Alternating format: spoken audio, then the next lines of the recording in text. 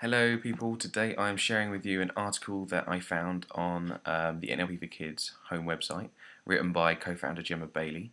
To find the article you can head over to www.nlp4kids.org, go along to our blog, have a look down, check out our website and see what we do. Okay, so this article is actually quite an interesting one, one that I enjoy, and it's titled CAMHS Doesn't Work for Everyone. CAMHS doesn't work for everyone. The number of children and young people with moderate mental health issues is on the increase, and the supply of services to help overcome these issues just isn't meeting the demand. CAMHS is the Child and Adolescent Mental Health Service.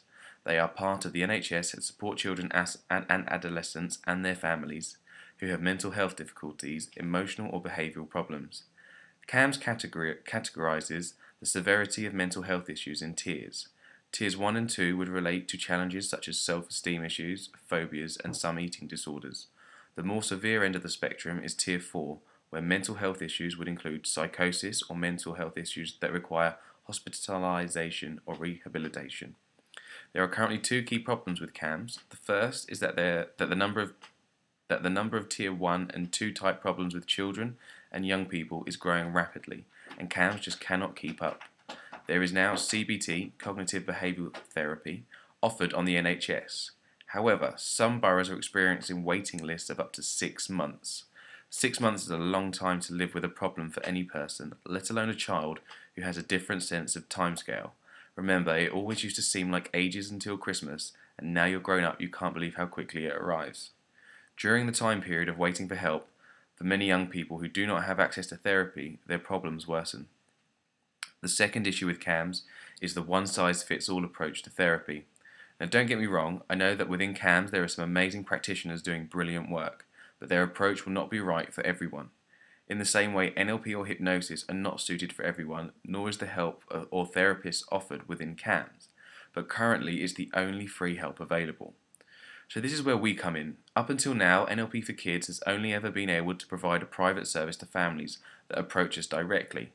However, having recently attended the Bond Consortium workshop, a collection of children's charities and practitioners also specialising in children and young people's mental health issues, I discovered that not only will CAMHS have to begin referring their cases to outside agencies, like NLP4Kids, but that they want to. Their workload is too great and they have some clients that they just can't help because their skills are not suited to that child, or there is a lack of rapport between the child and the CAMHS therapist they are working with. Having heard this new at the event, I immediately began to consider how NLP4Kids can become more actively involved and recognised as facilitators to help children and young people with their mental health challenges.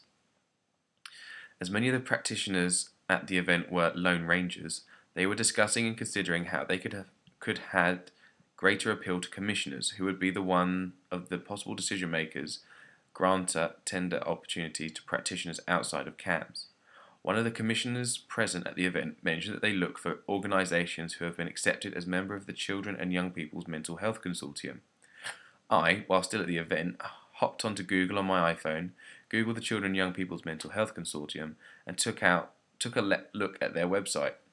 I contacted them straight away and told them about our organisation and what we do, simply inquiring if there was a way in which we may be able to support the work that they do.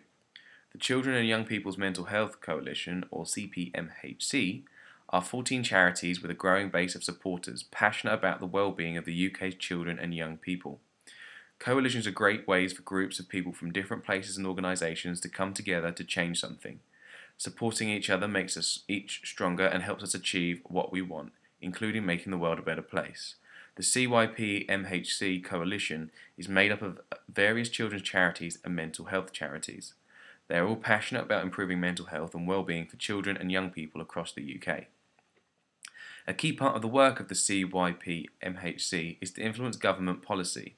The decisions that government make about how hospitals, schools, social services and youth clubs should work. They want these services to work better with you, in a way that feels good for you and meets your needs. Through the CYP-MHC, charities come together and speak as one on behalf of children and young people's mental health. The CYP-MHC was launched in the House of Lords in March 2010, and some of the supporting members today include Comic Relief, Relate, the Department of Health, Rainbow Children's Trust, the Epilepsy Foundation, and now NLP4Kids. I'm very proud and privileged to announce that NLP4Kids has been accepted as a supporting member of the Children and Young People's Mental Health Coalition. and that article was by Gemma Bailey. You can find out more about our work with the NLP for Kids and the CYMPHC over at www.nlp4kids.org, or you can visit my site where you can read up more about my personal work as an NLP for Kids practitioner in South London. You can find me on www.childtherapysouthlondon.nlp4kids.org. Until next time, guys, thank you and goodbye.